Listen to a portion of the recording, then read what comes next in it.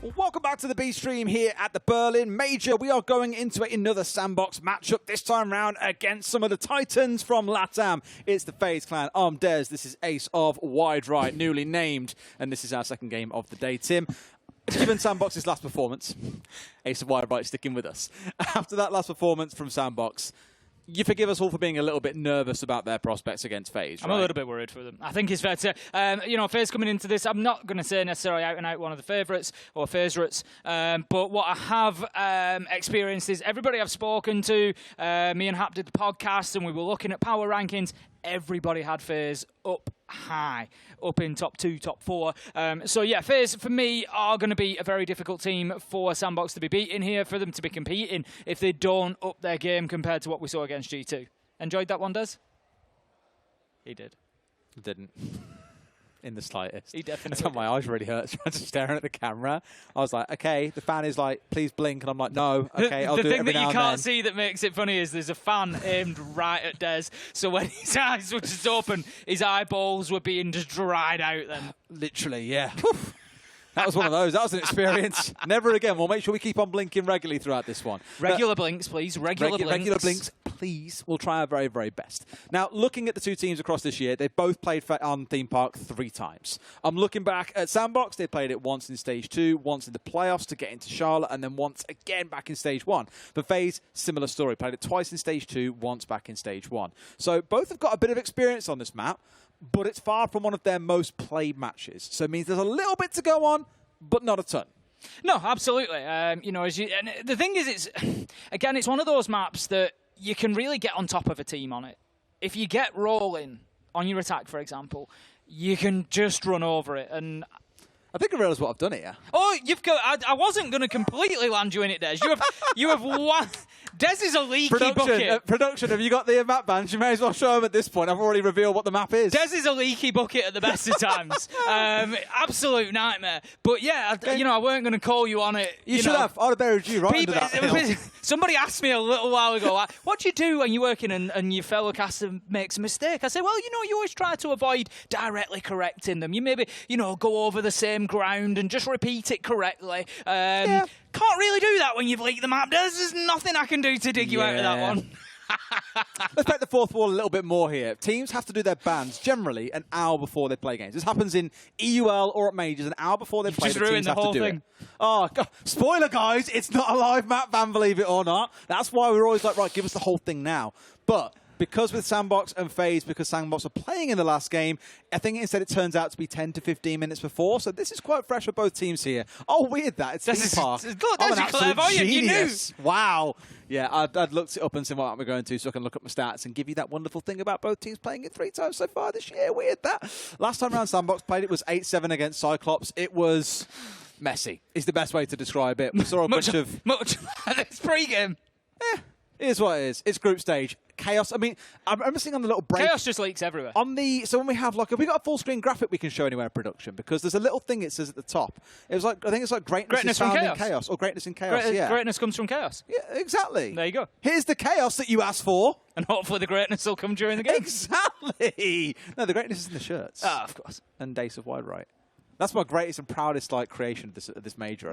I've done the profile pic. I saw you sat there, in the break. We've got chairs. You can see. Look, you're a messy bugger. Look at that to your right. You got your chair and shot. Get it out.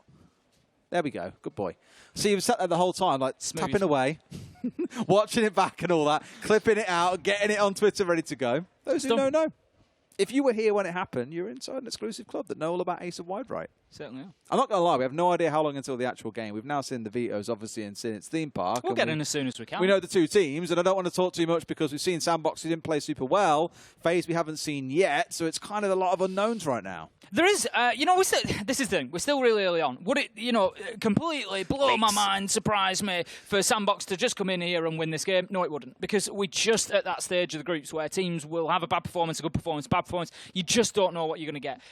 Honestly, I think FaZe win it. If you're going to pin me down to it and say who wins this one is, I think FaZe do, because SANDBOX, they got beaten up by G2 then, and that's not going to be easy to take. But they are a team with good mental, and I think they do have good resilience, and they might just be able to turn this one around. You don't want to be saying pin you down something, Tom.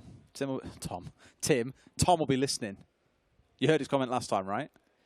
I did. Tom is one of our co-streamers for this event. It's worth mentioning, of which it's worth stressing there are tons of co-streamers. So, if you wish to go and watch some of them as well, we won't feel bad as long as they've still got the audio turned on. You can hear us. As long as they have a caster audio on.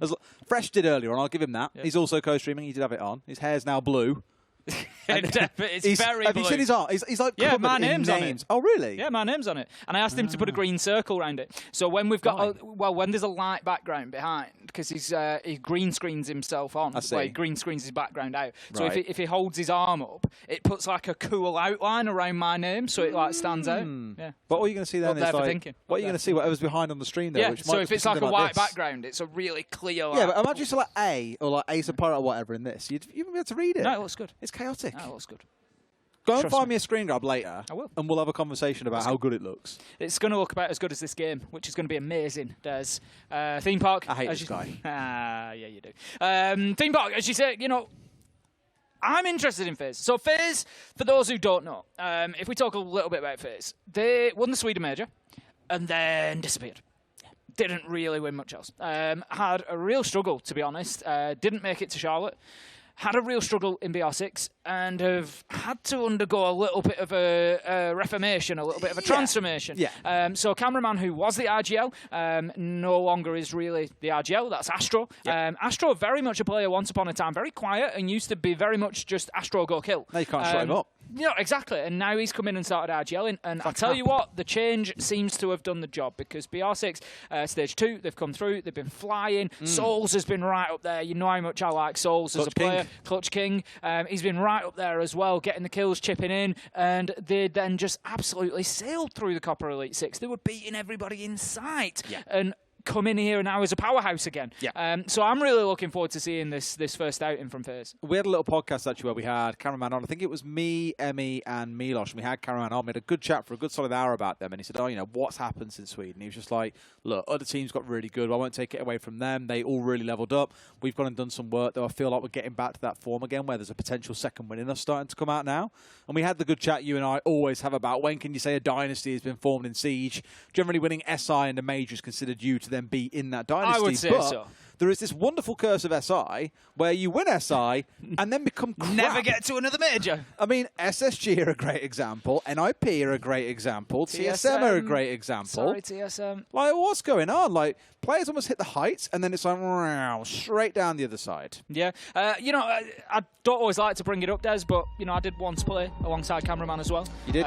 You got 3K, I believe, as well? Yeah, he got a 2K. It was, you know, it was a nice little run. Not a big deal. Not a big thing. Not real. No. Wasn't that in Invitation? It was. Yeah, it's weird, that. It was a good one. Right, we're going to head into this, Des. We're going to get over to Theme Park. We're going to kick things off between SANDBOX and FaZe. It's going to be all kicking off in the server, I'm absolutely sure. SANDBOX... I don't know if FaZe are now facing SANDBOX at a bad time. SANDBOX have just been like battered around a bit by G2, and it's like, you know, are they going to find, FaZe going to find that this is like a hornet's nest that's been whacked with a big stick, and SANDBOX are coming out looking for a little bit of revenge, but you know, G2 aren't there to take it out on anymore, so it's going to have to be FaZe. That, or they've just shriveled up and died. Oh yeah, it's gonna, I feel like it's going to be one or the other. There's going to be no like mid-ground performance from SANDBOX here for me. It's going to be like, you know, absolutely everything or nothing. Absolutely. Look at the bands rifling on through here as well. The Nook to start things off. An operator, interesting that SANDBOX did play a little bit against Cyclops the last time this team headed into this map. A Ying following through. Not too surprising. We've seen the strength of Ying. It's so influential in terms of defender lineups as well, because often what happens is teams will get in, play a defender lineup, attackers go, oh, there's no Warden on side, let's play Ying. And then it's like, great, now they're playing Ying, we've now got to play Warden. And you just go into this constant state of back and forth. So taking Ying off the board does remove some of that, I guess, annoyance and frustration for defenders, gives you a little bit more freedom. And equally, FaZe don't think it's an operator they want to be playing on the attack here. Last two bans, the Azami and the Valkyrie. Valk speaks for herself. The Azami, quite a spicy one, I think. But we've seen excellent use of Azami around Arcade. I want to say it was TSM who first did it. Just lock everything down with Azami barriers everywhere. And you can play in Arcade quite freely in what is normally quite a dangerous position, because you're exposing yourself when you're trying to run down the long catwalk, for example, back in towards site when you're playing on things like Initiation and Bunk. So Azami does give you a lot of creative options on this map. Again, with that being taken away, I think it just takes the edge off some of these defenses. So Ying and the Azami, for me, are the two big bans in this lineup. Here we go then. Let's get this show on the road. It's going to be round one. It's going to be theme park. It's going to be armory and throne. SANDBOX starts off on the defence, much as they did on Chalet, and I don't know if that does them any favours or not really. You know, coming into this one, might have been better just to mix things up and get on the attack, take the initiative, get in there and get a few rounds. But as it is, they're going to be coming up against a terrifying force of Bullet and Cyber. Finka and Iana combo between the two of them. I would not like to face off against that, I'll be honest. Bullet and Cyber are really fascinating as a pairing because there's so many events we come into just like, oh my god, this might be one of the scariest duos at the event.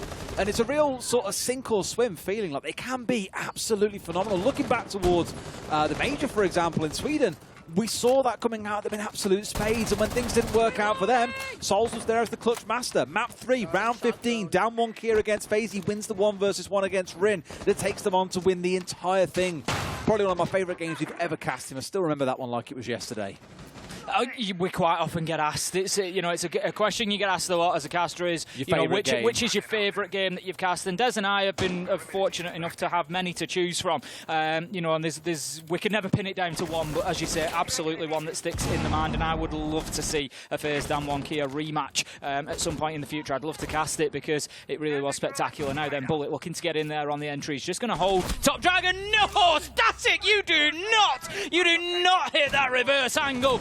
Ripping Bullet and Finka out of the round. What I'm really nervous about here, Timmy, they've invested 7 drones so far inside 60 seconds, but Cyber's in through a window. Astro in as well, steals the kill away from him, and I thought for a second they'd broken the hold, but no, Cyber looking the wrong way. It's 2 more kills coming out, and FaZe have been a little bit too slow here, a little too methodic, arguably a little bit too doubtful of the information that those drones were giving them. They haven't acted, and SANDBOX have bitten back. Not very LATAM of them, Des. No, it's not. Normally we see, you know, I'm not one, as you know, to throw in the LATAM aggression. It's, you know, yes, it's a thing, but it's not what it once was. I don't use it in the same way. But what I mean is there are teams that are willing to see the opportunity, go in and take it. And FaZe not quite able to do so in that round. SANDBOX holding on very, very well, fronting FaZe up and just taking those gunfights. FaZe maybe, you know, would have been better seeking for alternative angles, but it's round 1. You go in, you take your fights, you see what you can do. For the time being,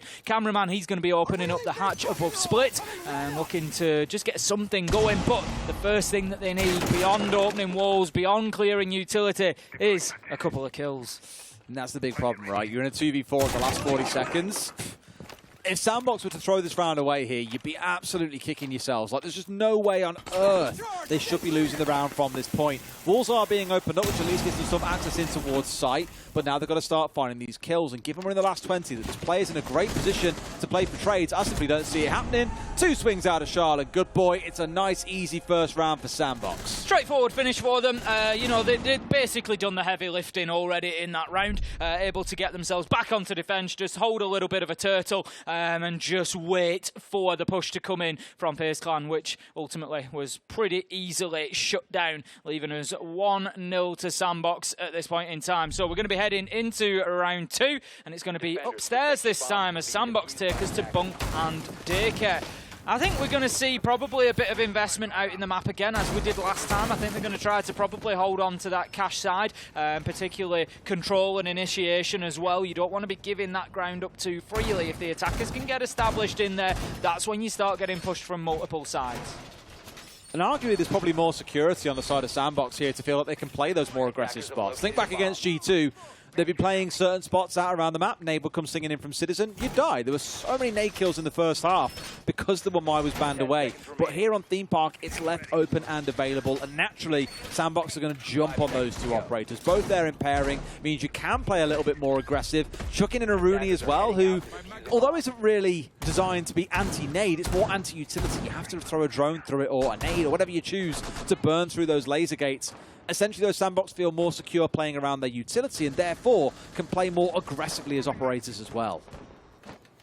getting into the action phase then. Let's see if FaZe can go about getting inside of the map any better than last time. They really didn't have too much of an impact whatsoever on the SANDBOX defense. As suggested, it does look like they're going to be coming for that east-sided push, looking to get themselves inside of control, top dragon, and then sweep across from there. Get some initiation control and think about moving on in. The big thing here for FaZe is that there's no hard breach on side Des. They're not going to be able to open up any reinforcements, so they're going to have to play through doorways, which as soon as SANDBOX realise that, could well play into their hands. Absolutely. It's one of my things about this map, and to be fair, a few others. I think about like Skyscraper, wonderful attacks coming in from like Terrace and Drum side when you're trying to get towards Karaoke and T. There's a lot of single doorways on this map. It's very pokey. It can be really hard to force with these bottlenecks, and this is why so many teams band away Theme Park almost constantly, is it can be so difficult to attack into. But at least these days, more and more teams are starting to pick up and starting to feel comfortable. And as it looks like it, FaZe Clan once again have found themselves bottlenecks inside a cache. Taylor's just holding his position in behind the shield here. He's got all the utility he needs, but he knows he needs to dip away. But the cover's there from Shio Bullet. He manages to get himself in and get the trade 4v4, but Taylor's still in position here. Not able to move him yet. Souls manages to shut down Static, who was looking for a flank up Dragon stairs there. So far so good for FaZe. 4 versus 3 now. They've got themselves a little bit of a man advantage. They've got their line drawn. They know where they need to move from. But Taylor is still a big sticking point. And he hasn't got a lot in front of him, Tim. He's got a single ADS and a shield. They've had 3 players trying to focus on this single doorway and try and get their way in. That nade comes out. The ADS was recooked up, so we must know now is the time to step away. We'll back away with the Magnet. Also in assist, like I mentioned earlier on, you're always going to see SANDBOX leaning in towards that and gets the kill onto Astro as he comes for a swing and gets away with his life. It couldn't have gone much better. Beautiful play from Taylor there. As you say, played that perfectly, just showing a great understanding of how dire the pressure he was under and at what moment he needed to move. Good boy manages to find cameraman, and it's all up to Souls and Bullet. Bullet taking damage there. Does have the opportunity to use the nanobots, juices himself up, but not in time to save Souls as he gets taken down by an Taylor headshot, leaving us 3v1, 25 seconds left to go. Bullet, you need to push now. He's got the LMG in hand, which is going to give him at least an opportunity. He's always got a chance whilst he's in this fight, but SANDBOX playing it smart, keeping themselves out of the lines of sight. Good boy finishes it off for us from the arcade machine, and right now they're playing FaZe like a game. I just feel for FaZe that there could be a bit more aggression, a bit more pace in the attacks as well. It's almost like they come up against the roadblock and then want to pause and refigure things out, talk it through, and chuck a couple of nades in there. If that doesn't do the job, what else can we do from there? And it's not the kind of pace that we're used to seeing out of this team. They feel a little bit uncertain what it is they're facing off against SANDBOX. And to say to SANDBOX as well, the difference we're seeing here between Chalet and Theme Park, I think, is night and day on the defensive side especially. On Chalet, where you have to get more mobile and consume more of the map, that's where they were struggling against G2, but they didn't have these really strong choke points they could hold on to. But maps like Theme Park, where, like we referenced, all these single doorways you've got to push through, they can just set up a utility around them and play around them all day long. It doesn't look like a big bother to them. Looking far more comfortable than they did against G2. And part of that, I think, again, is down to FaZe's lack of pace, but also down to SANDBOX feeling like they've got much more consistent strongholds they can play behind. I'm a little bit concerned about FaZe's drone play here, Des. Obviously, they got shut down by Shio when they tried to push onto Taylor in the last round. We've seen a lot of those drones getting shot out in the sort of early to mid-round as well. And I just get the feeling that much like the abandoned theme park that they're playing on, Des, they don't have much to go on. And that's going to be a problem for them as they continue. They need to be, A, keeping those drones alive. I'm glad to see that they've got 10 coming into the action phase this time around, so plenty to go at. They've got the Reteros as well that will offer a little bit of information before the destructive utility comes on. So FaZe, keep hold of those drones and make sure that you're using them. Don't keep sending them in to drone out the same player. You know that they're there.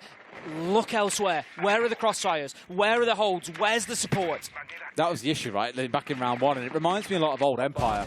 Just time and time again, I think it was Joystick on an interview just said, you know, we'd get scared, we'd drone something and not have the confidence to make the play, so we'd drone again, and again, and again, and by the time you knew it, you had no drones left, and your round was done from there.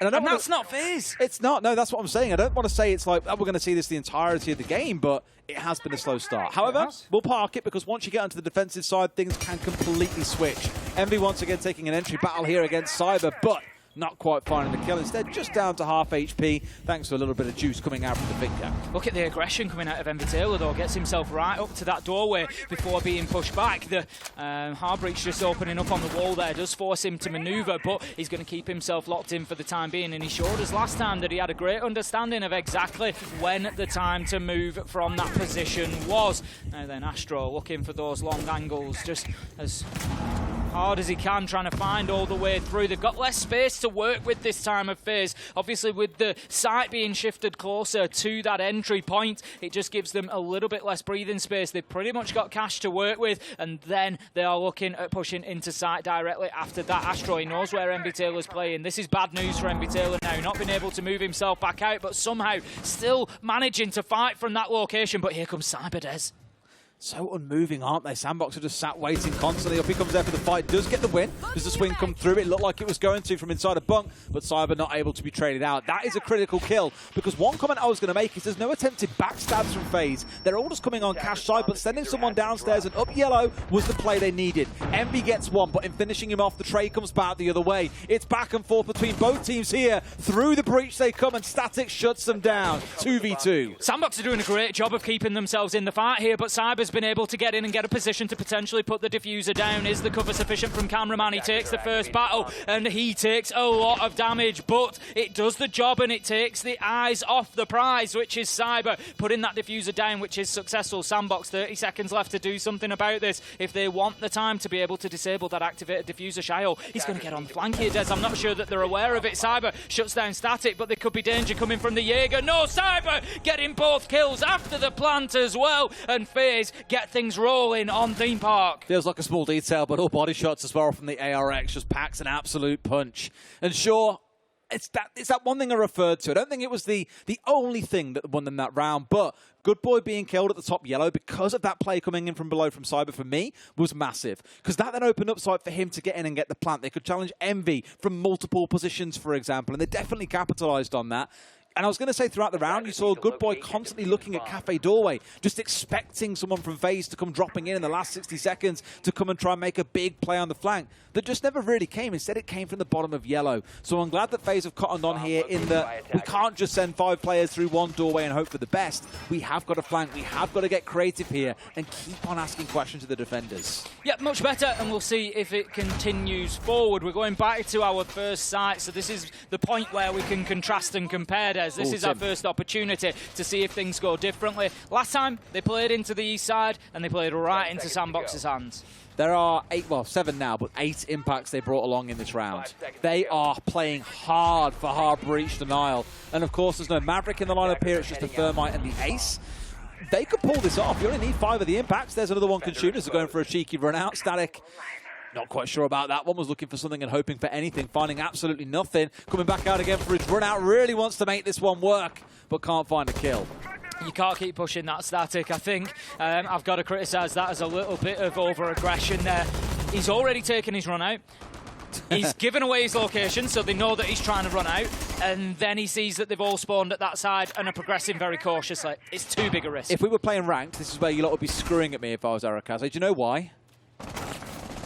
Got the MP5K on the mute. They have no real ability to open up rotations except for the impact, which I thought was going to be used for the denial. Cyber really starting to warm into the game now after that last round. Has got some wind beneath his sails and is really starting to get moving. Moving his way inside of Cashier. Must know that one more is still sat towards top yellow. I don't think he's inside of office, but there are a lot of walls to look through there, Tim. But FaZe, again, with a big focus on Cash to kick things off. Cyber is definitely the biggest threat, at times on this FaZe side. We've seen him top rated. I tell you what, he's going to be less of a threat there. I did wonder what Easy was focusing on, and now I realise. Static's going to claim the kill with the Capcan trap. Obviously, Easy giving us a great view there as well.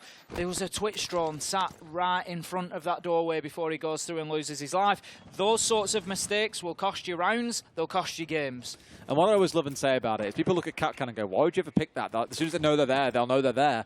It's the difficulty of knowing there are 5 traps scattered around, because you get towards the last 30 seconds of the round, your crosshair is constantly looking for the remaining operators, for example. It's not directed towards doorways that can trip you up. Like, that's a beautiful C4. But I was going to say, it's very often that you'll find in the early round someone walking into them because there's always drones going out. But SANDBOX have had the surprise factor. They've caught FaZe out there. Great first kill. But of course, more and more have now gone back and forth. The push is going to come towards site now, but Astro's going to take a lot of damage there. Can't make the F2 work for him. Knows that there's somebody playing in behind the throne, but just going to dip away. Decides to fight another day on that angle bullet. He's holding it now from a longer range with the Finker LMG, but SANDBOX are happy to just hold on to what they've got here. They're not going to overpeak. They're not going to try to take the challengers. They're just waiting for the push to come in from FaZe, because they know that it's going to have to come from this one direction. It's going to have to come from the singular breach. Arakaze just taking a peek around. It's going to be Envy Taylor to find the first, though. That's Souls, and more importantly, it's the diffuser down inside of sight. Superstar Astro is not going to be a superstar as Envy Taylor manages to put him down. SANDBOX once again cleaning FaZe up quite easily, and that's something I want to mention this, because FaZe there have pushed through a single breach in control with nothing to support it, with no vertical angle, with no pressure from the opposite side, and they've just allowed SANDBOX to line up the guns. And there's an interesting point here. That is a LATAM problem. I remember seeing Liquid doing exactly the same back in 2021, 12 months ago, on the exact same site with the exact same process. We've just opened up maintenance wall. We're going to try and push in. LATAM teams, historically, anecdotally, from my experience of watching them, struggle attacking that site. They end up coming down to that push through maintenance wall, and it just doesn't work like that. It came back to the point I was making earlier on about, you know, you had a good boy constantly looking for the flank in towards Arcade, expecting the flank to come that ultimately didn't come from that side of the map. It came from yellow, and that was the first time we'd really seen someone like Cyber make that kind of play happen in this map.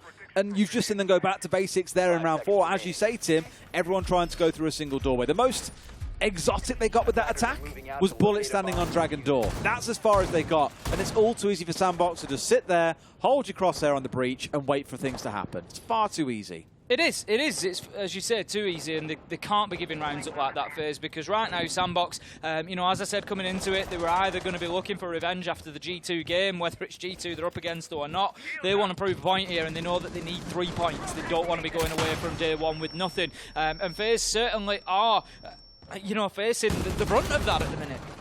Got to see him come out sharp, that is for sure, although I know a lot of hype from LATAM was around W7M. FaZe, you feel, should still be in a spot to be competitive.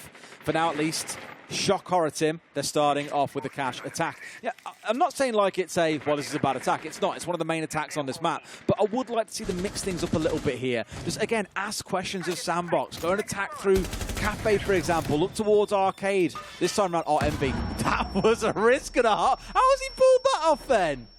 Okay, I mean, fair play. You have my respect.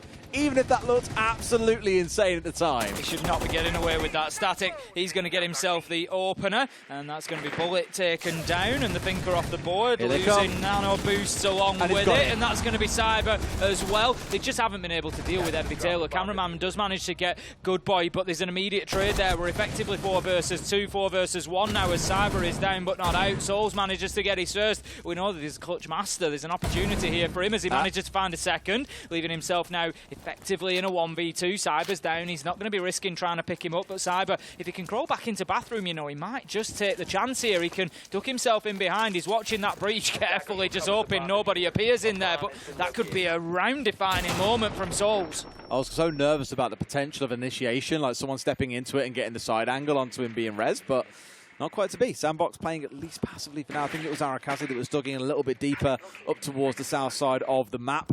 With these nades coming in from below, you kind of ask questions again, why didn't it start out this way? It's a freebie onto Arakaze, who sits still as a gargoyle and gets picked up for free. Shayo then, all of a sudden, from a 4v2, effectively to a 1v2. And Souls, I said that he was the clutch master. We can't quite call it that. He did pick Cyber up, but you got to say, he was the only one on his feet at a point.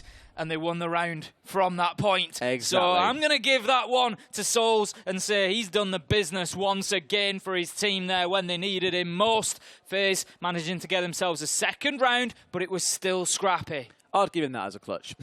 Just for the sheer sake of it. It'd be rough to take it away. It would be...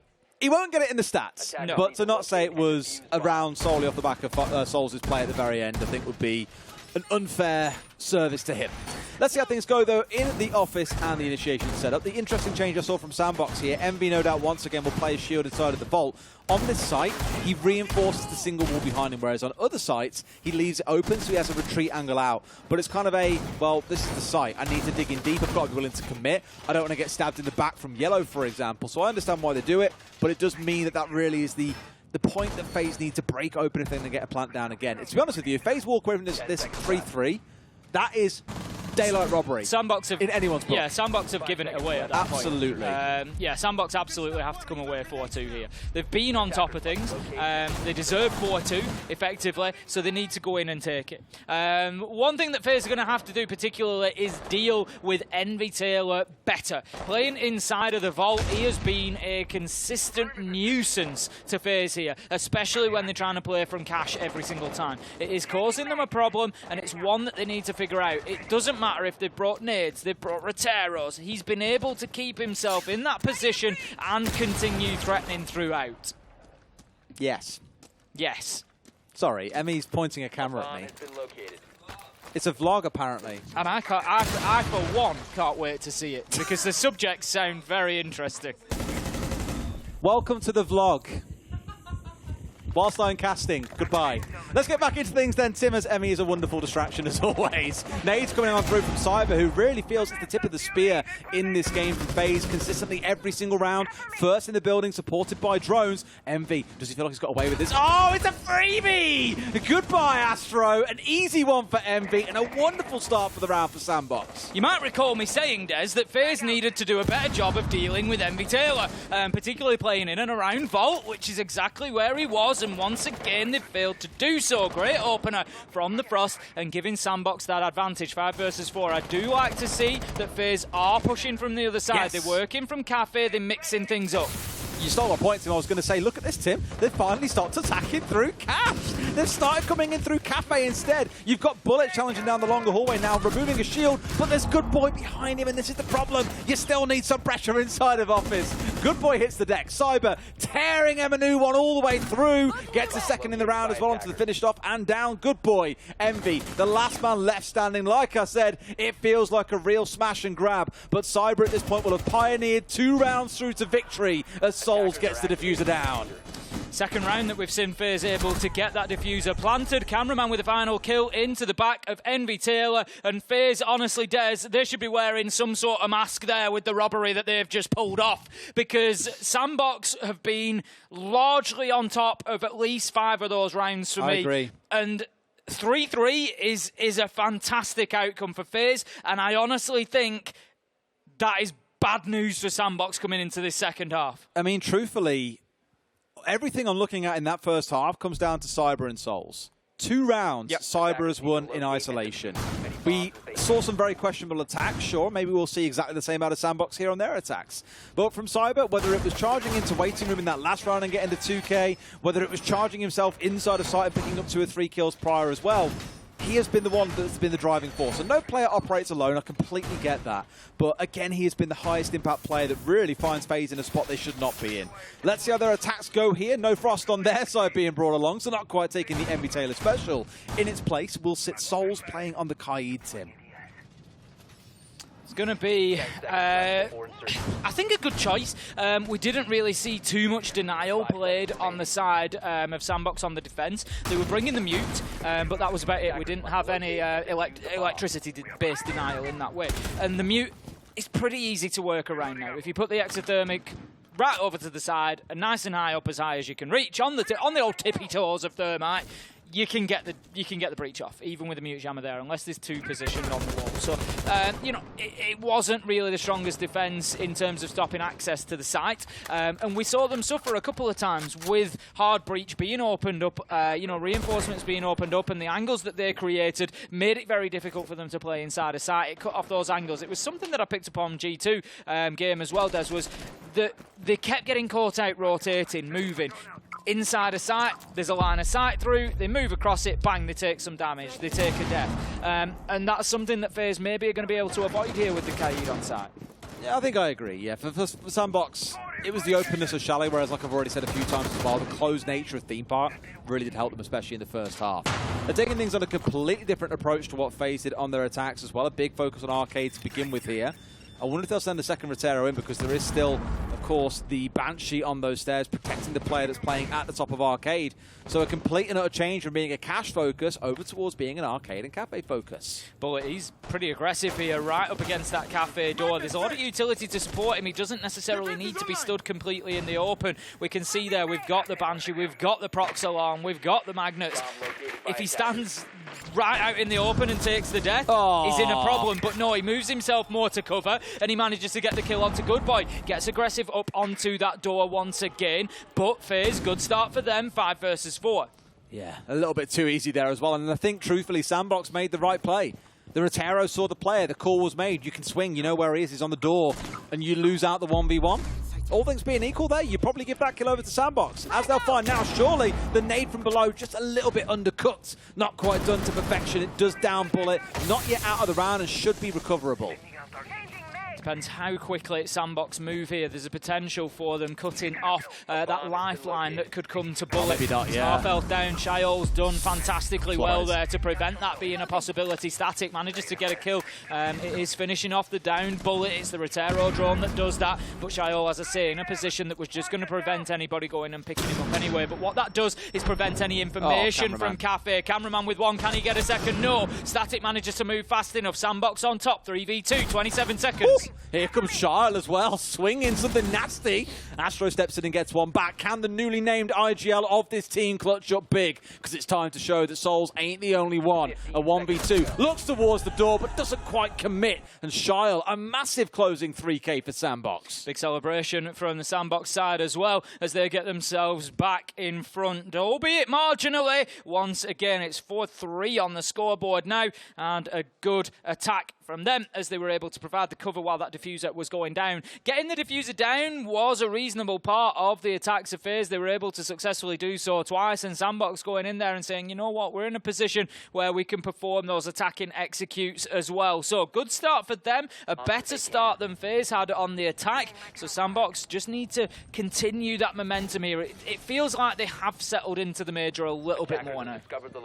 So rather than falling asleep and doubling down on the damage that was done by G2, they have come into the second game a little bit more awake, had a team conversation. Yes, I think things are looking a lot better. It's like I commented earlier on, though, I think part of that comes down to the map and also down to FaZe's sort of, I don't want to say tardiness, but it does feel a bit slow at points from them as well, where maybe they aren't being as aggressive as they could be.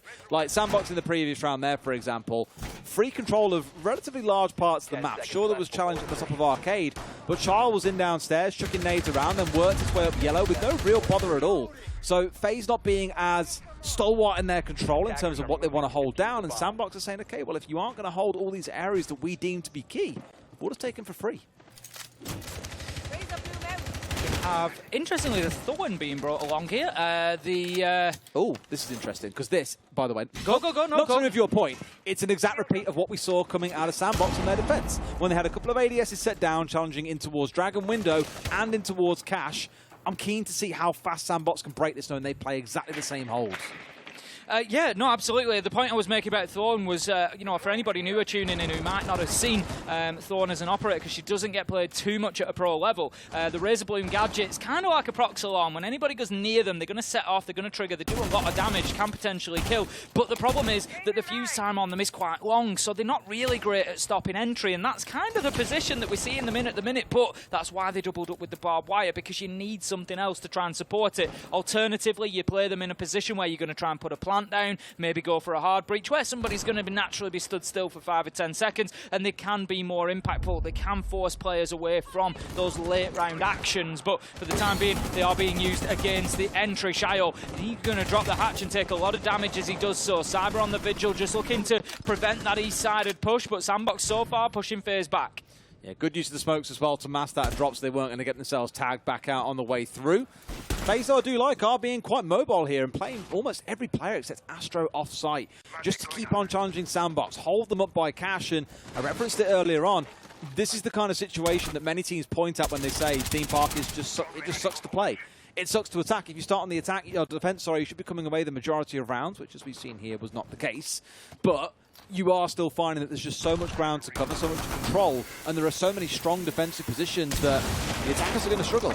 SANDBOX have managed to get the maintenance wall open. What I want to see here is please, please, please do not push everybody in through that breach in the last 20 seconds of the round. You saw what happened to FaZe, and the same will happen to you if you try to do the same. SANDBOX have got top floor control. They can think about alternatives here. They could maybe look at breaching another wall. That's a little bit of an overstretch by Astro there, giving Static the opportunity to shut him down. And as you can see, SANDBOX are coming in from the other side as well here. This could be dangerous, but FaZe, they're able to stand up to the test at the minute. Good boy. He levels things out with a kill onto Souls. 30 seconds left to go. 3v3.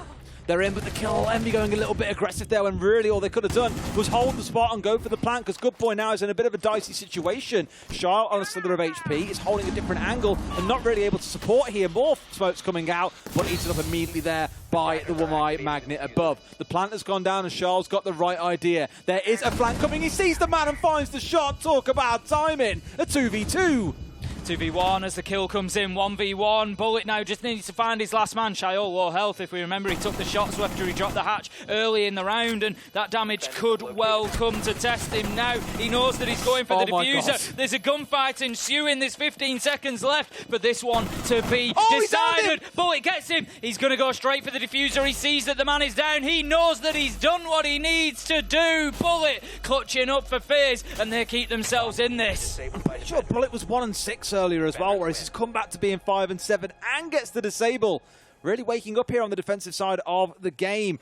Still, for SANDBOX, right kind of idea. I thought there they made the right calls, had players in the right spots. It was much better, much better. The push. The best thing was they stacked utility, and that was something that we saw FaZe falling short on a little bit on the attacking side of this game, whereas they were just yeeting everything in towards split. Here's flashes, here's nades, get the hell back or you're in danger. The only real kind of misstep, in my opinion, was Envy going a bit too aggressive in towards top side of the site. They had no knowledge of what was going on up there, but he went trying to look for kills whilst he assumed a plant would go down, but Good Boy and Static weren't quite fully in, or Charles, sorry, weren't quite fully in sync there to get the plant down at the same time. So a small misstep there may well have cost SANDBOX the round. Yeah, it's one of those situations where you just need pressure from somewhere else. It doesn't have to be full send. It doesn't have to be in there, you know, getting 2 or 3 kills. It's easy for us to sit here and say that. If Envy goes in and gets a double, the round's won, and we're probably saying different things. But ultimately, you know, my criticism of FaZe was 5 players going in through Dragon Door and through Maintenance Breach. It's too easy to defend against. It's too one-dimensional. SANDBOX definitely did the right thing in trying to bring those extra dimensions, and to a degree it worked. As you say, just overcommitted a little bit. Talking about committing, we're going to have cameraman committing to the Caveira rat play. He's right under the desk. I mean, are we still at a point where SANDBOX are going to drone this out? Like, it's the kind of stuff you expect in ranked, but maybe not at the comp level. If they don't have any drones coming in from the Gong side of the map, then this could be a real stinger. Bullet's going to take a lot of damage early in the round there. He's left on a sliver of health. One bullet, one breath will take him down. He's going to move himself into, you know, anywhere that he can find a little bit of safety. He's got a deployable shield in front of him there. He can play in and behind the sort of furniture of the map. The tank's in front of him, but it's still not going to take much to finish him off. SANDBOX 5 versus 5 still. They've managed to start progressing towards getting inside the map, but not quite yet there, and it's a little bit slow from them. We're a minute into the round. They're looking to go completely route 1 towards storage here, looking to just get themselves straight in potentially through that single window, and it's a risky strategy, but it does leave cameraman out in the cold. Think about what I Criticise is a good word for it. This is what I criticised SANDBOX for back in the last map, was that inside 60 seconds, they didn't really move. They just sat in the same roam spot until like the last 30 seconds. Cameraman has clocked, okay, no one's coming gong side. I've got to make something happen. He's already started by getting 1 kill, but there's no one there. In they come. Oh, was so close to landing those shots, but Envy finds the kill first onto an already low health cameraman. And that Caveira's impact is not going to be an interrogation, but it's still a kill onto an Iana. It's a beautiful kill onto Static as well. Real fine angle for somebody who was inside a site, able to just shut that down. But as you say, unable to secure the interrogation he was definitely looking for as he'd pulled out the pistol to take that fight inside a bathroom. It was a risk, but it was one that did not pay off. SANDBOX are able to start getting in towards site here. They might just be able to get a diffuser down here as Goodboy finds himself one onto Astro. Oh, no. But unfortunately, the nade is going to take down Shio. That might just take the wind out of the sails. But once again, Goodboy's in here with a chance to get the plant down. And I don't think we're going to see FaZe scramble in time. They're down in numbers, at least SANDBOX are, but they can still find the kills here. Into another air jab, and Cyber's taken out by Envy. A second one comes through as Goodboy goes big. He's 9 and 5 so far, looking for the last to close it out. It's Bullet, our hero from earlier, on 1 HP. He's holding on for dear life, but there's 2 players who know exactly where he is. Envy with the close, and SANDBOX starting to fly. Once again, SANDBOX just managing to get that diffuser down on the ground and secure the round from there. Last time around, it was FaZe that were able to manage to get on that diffuse, but this time Bullet absolutely not possible for him. Gets shut down and took a lot of damage early in the round. He was lucky to still be alive at that point, realistically, but SANDBOX just shifting well in the late round there. The team kill, very unfortunate with the nade just having come in near the window, but that could have been enough to shake them right off the strategy, the game plan there. But still, Goodboy focusing on the job at hand, getting that diffuser down, and as you say, FaZe just not quick enough to react.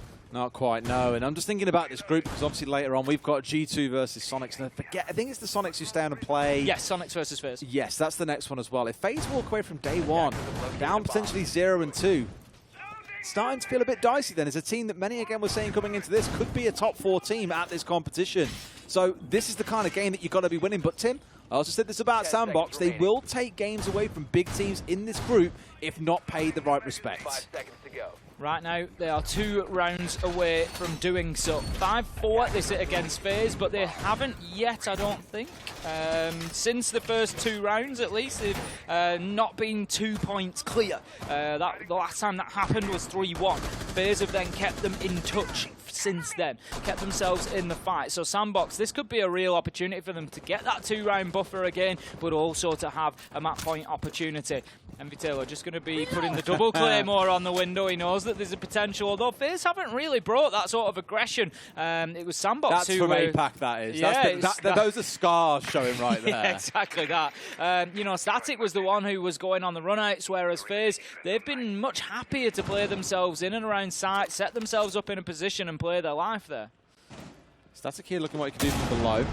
It's one thing I will commend them for. The vertical play they've looked for has been excellent, whereas you look towards FaZe again in the first half, that was lacking at several points. Did sort of build as the game went by. We did see a couple of attempts from below from them, but not enough that I'd say it really became a staple of their attacks. And here, Bullet's still the one dancing around, being zapped from the hatchstone. Probably wondering, where the hell was that drone just coming from? 2 drones rifling by his feet, though. Now they know exactly where he is. The question is, how does SANDBOX now make him move? This is it. He got the kill last time when Goodboy tried to challenge him in that position, so they need to find themselves an answer. The drone telling them that he is still locked in there, and that's a nice little pickup from Envy Taylor there, just able to identify the edge of the Wamai Magnet and take it down, and that might just provide a little bit of a threat where Bullet now has indeed had to dip back away from that cafe door, not too keen on staying within Utility's range. Bullet here wants to try and look for trouble, I think, and he will find it, because Shyle is just scanning the catwalk here, daring someone to poke even a pixel above it. I don't know if he'll have seen the man there and given the heads up to the rest of his team that there is a man on catwalk that's come pushing on down.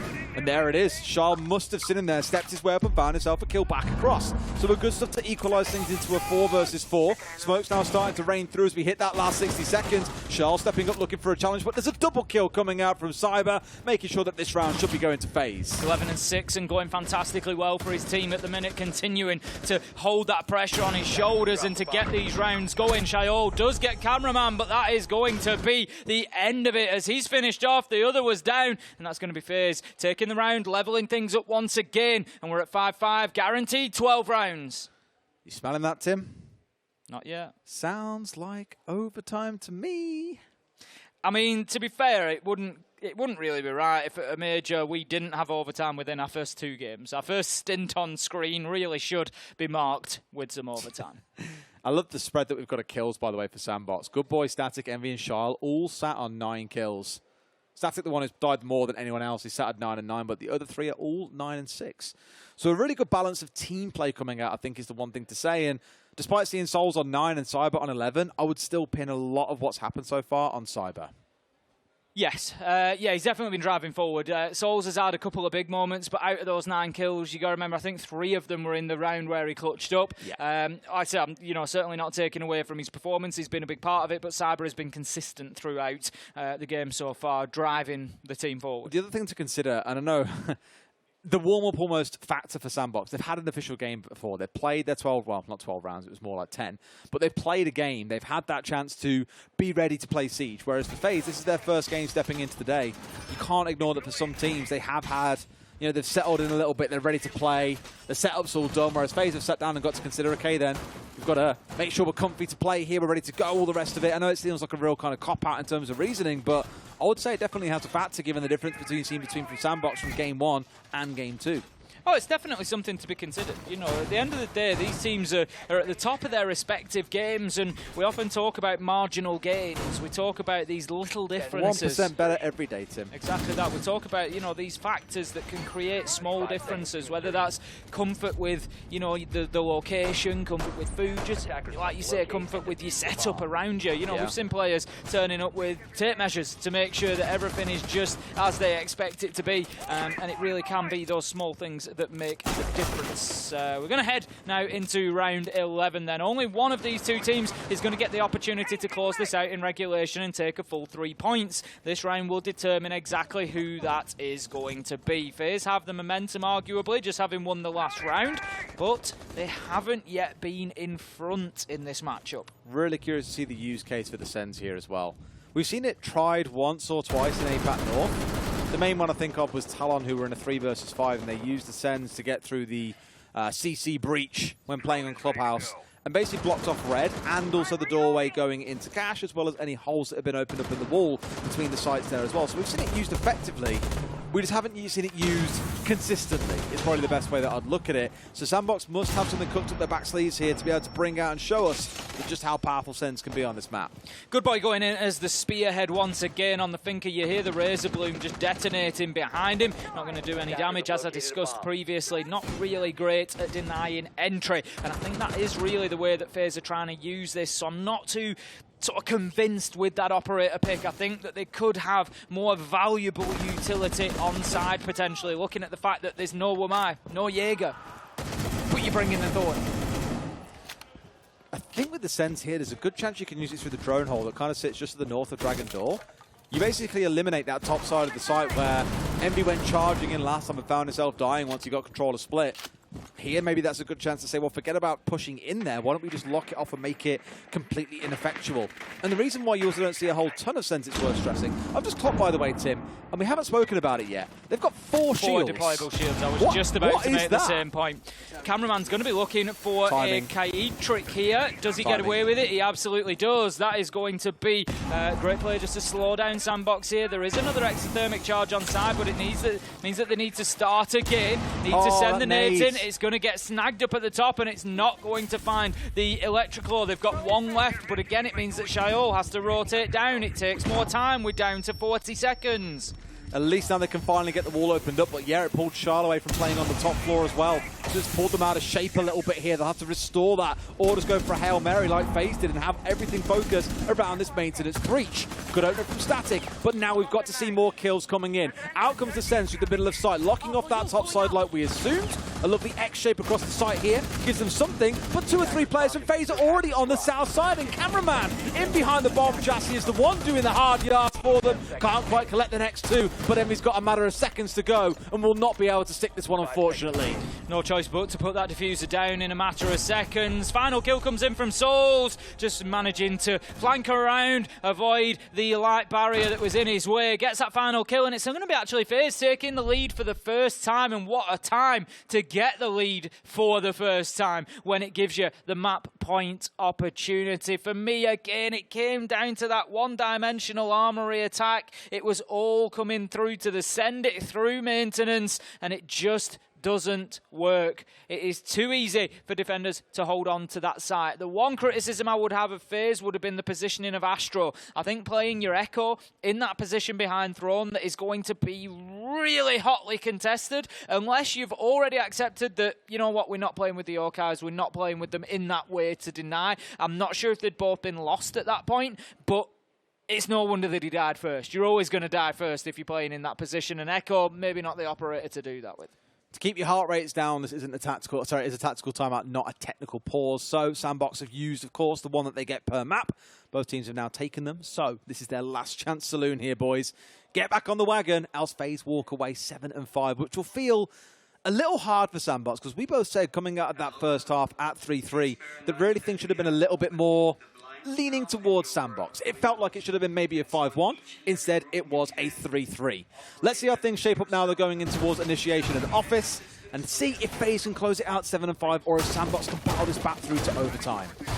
As you say, it's now or never. SANDBOX, they are going to feel hard done to with the siege that they've played today, coming away with absolutely nothing. They can't have any arguments for me out of the G2 game, but this one particularly, you know, they could be expecting something from. But FaZe, they need to step up if they want to be favourites, if they want to be looking at a potential second major inside 12 months, they've got to show us that they've got the value for it, which is going to mean getting in here and getting the job done, getting the win. I'm sure they won't mind an overtime win, but they'd much rather a full 3 points. It's going to be initiation and office that they are defending in round number 12. I'm glad to see with no Thorn on side this time, personally, I've got to say it. Starting to put a bit of a vendetta against the operator, Tim. Not at all, but just when you don't have a Jaeger or a Wamai on side, in Armory and Throne, when you're potentially going to, you know, think about how many nades could go over and clear that utility off the back. How many did last time around they attacked it, yeah. And they don't all need to go over. That could have been a lot of utility. You know, if you have no Thorn but you have Jaeger, that could have been 3 of those nades burnt away, or a lot more utility having to be used, or more I know that FaZe got the win, but they won't always get the win in that situation. Here we go with another focus around this, what feels like the very center of this map, rather than it being more on the fringe out towards the actual entry points. It is the focus around Top Dragon, around Cash, where these teams have loved setting up so far. Goodbud is trying to make sure he can get his way through. I don't think there's a player actually playing inside, or just outside of Cash, sorry, in the hallway, sat behind any of those magnets, for example. So this has been slow progress so far, being impeded by the mute jammers, for example, by the laser gates, you name it, just all things that are slowing the SANDBOX down. Bullet just holding a skinny angle there on towards the Cash door. Very aggressive. He's going to be facing up to Arakaze very soon. A name that's been very quiet so far. It just strikes me nowadays. Arakaze was one of the people we were particularly excited about seeing come into the Major. 3-8 today, and I think that's the first time I've said his name. It is. I mean, in the game earlier on, he was like 0-5, I think it was, inside the first 5 rounds. We had not seen his impact felt at all. However, what I'll give as well for Arakaze, this is his first land he's come to. You know, for the other boys on SANDBOX, they've been to a few. And for Arakaze, as good as he might be online, it can take some adjusting to get used to playing in the LAN environment. It's a different setup. It's not home. It's not the gaming house that these boys normally play in. So give him a couple of games, and maybe you'll see a different side of him tomorrow. I think the big problem for SANDBOX is that those performances might be a little bit too little, too late, as Bullet manages to take the Ossa out, and that is going to be a nice nitro from FaZe to kick things off. Astro getting a little bit confident here, getting a bit willing to push forward, take the fights. He's playing from out behind his shield, but that little bit of damage is just going to force him back. He needs to be careful because there's a man on the single door. Envy Taylor manages to get Bullet in what is a very late trade, but with 35 seconds left to go, SANDBOX not really established inside of the map enough here. Until Charles drops a kill straight down below onto Envy, but then here we go, Cyber dropping one back the other way. Souls a second, this should be it for FaZe. It feels like they have dealt with a very lethargic SANDBOX. They started strong, but here in the second half can't quite deliver the goods. Charlotte is all left standing inside of control, but the only one with control is FaZe. They take the win. FaZe showing great resilience there, something that they're going to need. Any team is going to need if they want to come through and win at the Berlin Major and lift that fantastic-looking trophy, I must say, at the end of things. FaZe there with a lot of mental fortitude, just able to really dig deep. They didn't even go ahead in the game until round 11. 6-5 was the first time that they had an advantage in terms of scoreline, and they were able to shut it down immediately. Well played, FaZe. SANDBOX are going to feel a little bit hard done by there as well, as I imagine. Because we said it again, first half, they deserve more. They deserve something out of it. If not 4-2, then 5-1. Yeah. But we'll talk more about this game after a very short break. Stick with us.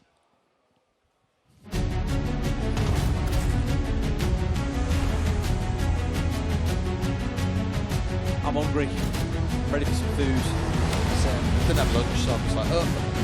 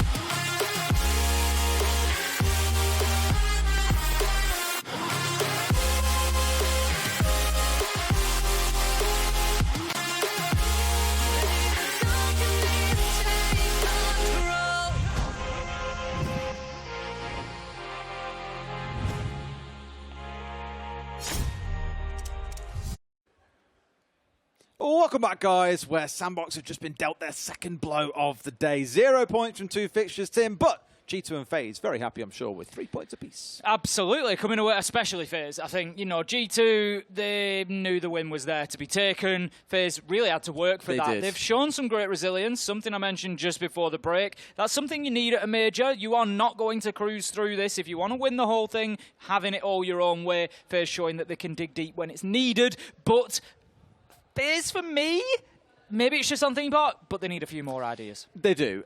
The one thing I said throughout the game that really kind of resonated was, well, of course I said it, was that Cyber was the tip of the spear. Without him in that first half, they weren't getting 2 of those rounds. Sure, one was a massive Souls clutch. We always talk about him. He's a big clutch player. But without Cyber, they don't have those flanks, for example. They haven't got the nade plays coming through. It kind of felt like the other 3 were, I don't want to say invisible, but they were there. They weren't really there. They were just I couldn't really there. tell you too much of what Bullet did. No, he was. And I don't want to single him out, but it was, like you say, it was a quiet game. What I think FaZe fans will be hoping is that those players get themselves more into it, and then FaZe could look like a really dangerous team. And Bullet did battle his way back in. He certainly did, absolutely. You know, I mean, round 7, he was a big contributor in that round, especially. Got the disable off as well after winning the 1 versus 2. So they warmed him more at different points, but no player was really consistent, I'd say, outside of Souls and outside of Cyber. A bit of a problem. Exactly that, yeah. We will take a look at the match summary and also at our groups as well before we wrap up here as well, so we'll throw those up when ready. But essentially with how things now stand, we've already covered it. SANDBOX are now down on 2 losses. We'll see these guys play again later as well, where Sonics also get to play 2 fixtures. So, with G2 versus Sonics in 3 games' time. 2 games, yes. 2 games to play, and then and then it's the 3rd game. Now you're just doing how we count. Yeah, so now. in 3 games' time. That's a good point. Would you say in 2 days' time? If I was doing something in 2 days' time, when am I doing it? Wednesday or Thursday? In 2 days' time on Wednesday. Yeah. So in 3 games' time, it's G2 versus Sonics. Okay. Therefore, I was right, and you were wrong. Questionable. No, there's. I can't admit that, especially not on stream, which recorded. Ace of Wide right here, just taking up all the room. I do that every time you say it. Is that like a thing now? Pavlovian response. Ace of Wide right. I love it. Well, here are the group standings for A for you guys to take a quick look at as well. NIP up there, of course, in first. Only by the 1 round diff, though. We saw these games earlier on today. Damwon Kia just not showing up to the races, much like SANDBOX. Both of the teams from APAC North are currently 0 and 2. Let's take a look at Group 2 or Group B if we're following the number format that we should be. It's FaZe and G2 at the top with 3. SANDBOX currently down there on 0 and 2. Sonics play 2 games later on, so come the end of the day, we will see all of the teams having played 2 games, and we'll start to get that much more rounded feeling for who is really going to be the race winner or the lead runner in this group. And then over to C, Tim. Yeah, we'll have a look at how that one is shaking down. Wolves winning against Gaming Gladiators, but you see that one was in overtime. It was 8-7. So Wolves, they are on top of things as it stands at the minute, but still with only 2 points. We're awaiting W7M and Oxygen to finish, and then that one will be updated at a later point. But not a bad start for Wolves, not a bad start for EU as a whole today so far, actually. Outside of M&M letting us down, yeah, it's been good. Yeah, it's been all right so far. You can't expect everything from every team. No, you can't. But to have 3 out of 4 wins so far, I'm absolutely not I don't want to complaining. bring up that it was the early game. No, let's not get started on that. Group D, let's take a quick look at as well to see how things currently shape up there. Elevate at the top with 2 wins to their name. That was the big surprise here on the B stream before we got into our last couple of games here as well. So Furia, Astralis and M&M realising this group might not be the walk in the park that some of them were expecting. Well, I mean, even last night as we were discussing it, I said, honestly, I think this group is a fight over 2nd place. I was expecting Astralis to come in and take the top spot. But, you know, it might well be a fight over 2nd place, but it's not going to be the fight that we expected with Astralis getting drawn into it. Like Tim, it says in the top right corner of the screen, greatness comes from chaos. And the Major does. so far has got it in bucketfuls in every dimension you can imagine. It really does. And that's, as I keep saying, what I love about group stages. We've got another 2 days of this. And it's just, there's so many more upsets to come. We've seen a few expected results, but believe me, there are more to come. Absolutely. We'll come back to our wonderful faces for a short while. Any kind of closing thoughts that you've got on those 2 games we just had? I think that things are going to be a little bit closer than maybe expected. I think everybody thought NA and APAC, NA and LATAM. It's been a long day. It's so okay, far. mate. It's hot. NA and LATAM. Right. We're going to come in here and be really sitting top of the pile. I think EU and APAC have shown up and said, we might just have something to say about that. Elevate has shown up. Rogue sitting top. Wolves are up there at the top. No, but you said EU and APAC, so I was picking more on APAC than EU here. But I think as regions, they've shown up and they've said, we might have something to say about that. I really think we will likely see both Wolves and Rogue going through. I think from at least what we saw of Rogue earlier on, great. Wolves, we know the capability from EUL itself. Yep. Also fantastic. You've got to remember, only 8 teams go through. So if 2 go through from a region, that is their representation. That's their sort of minimum to be arguably in the fight. So we need G2 to make it as well and we're flying in EU, basically. Basically. That'd be nice. EU on top. Let's not get too excited. It's only day 1. But if it came to Friday and we had 3 EU teams playing, I'd be like, yes. Honestly, I'd be blown away. Now watch us get drawn. The 2 EU teams get drawn into a quarterfinal against each other.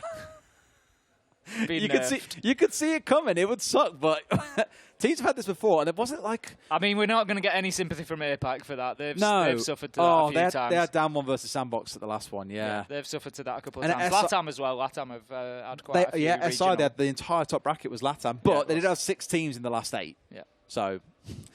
Screw you guys. You couldn't really avoid it. You need a nerf. You need to all be in the same bracket for this to stay fair. Yeah, you do. But yeah, I'd love to see a good bit of EU progression. And not because I'm EU biased. I said it the same SI. I said it with NA. That was the region that was struggling at the time. And so I want to see that churn. I want to see, the reason for now, EU, APAC, let's have a good performance out of one of you guys. Let's have one of you guys come on and win it. And so far, I won't say so good, but EU at least looking pretty steady. Absolutely. I think we're ready for a break, Tim. you hear that then? I think we should go to a break. We'll try and go to a break. If we can't go to break, we'll keep on talking. But if not, see you guys later.